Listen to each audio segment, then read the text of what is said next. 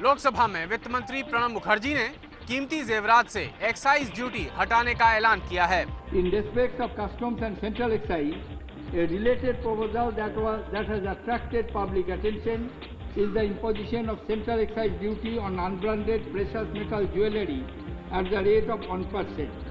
Mr. Chairman, sir, I would like to reiterate that the levy was well intended and introduced not so much for raising revenues as for rationalization and movement towards GST.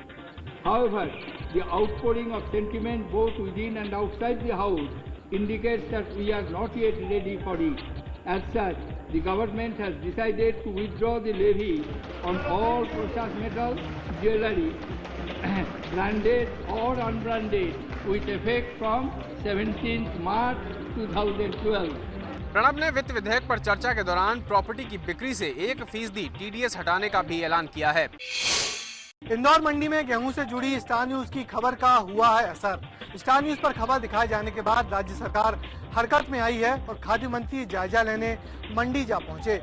कल star news ने इंदौर मंडी में साधनों की कमी के चलते बारिश में बर्बाद होते गेहूं की खबर दिखाई, तो आज राज्य के खाद्य मंत्री पारस जैन इंदौर की अनाज मंडी का जायजा लेने जा पहुंचे। कोई भी गेहूं खराब नहीं हुआ है।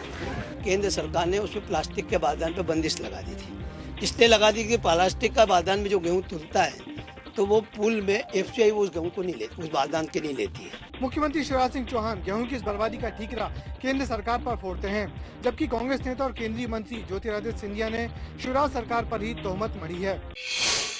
गुजरात दंगों को लेकर गुजरात के मुख्यमंत्री नरेंद्र मोदी सहित 62 लोगों के खिलाफ की गई SIT की जांच की रिपोर्ट आज सुपुर्द कर दी गई जाकिया जाफरी को। अहमदाबाद के इस मेट्रोपॉलिटन कोर्ट में SIT ने आज जांच रिपोर्ट और साथ में सभी संबंधित दस्तावेज जाकिया जाफरी को सौंपे।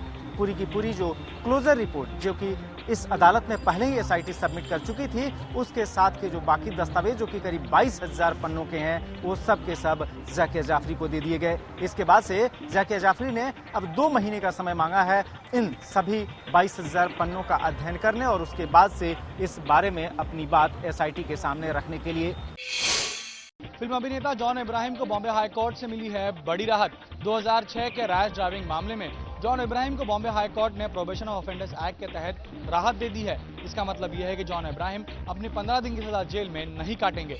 बॉम्बे हाई कोर्ट ने अपना फैसला सुनाते हुए कहा कि जॉन इब्राहिम की तरफ से गलती हुई है और उन्होंने गाड़ी चलाते वक्त सावधानी बरतनी चाहिए थी, लेकिन उन्होंने इस दौरान कोई भी क्राइम नहीं किया है और उनका बैकग्राउंड भी सही रहा है। इसी को देखते हुए उन्हें प्रोबेशन ऑफ ऑफेंडर्स एक्ट के तहत राहत दी जानी चाहिए।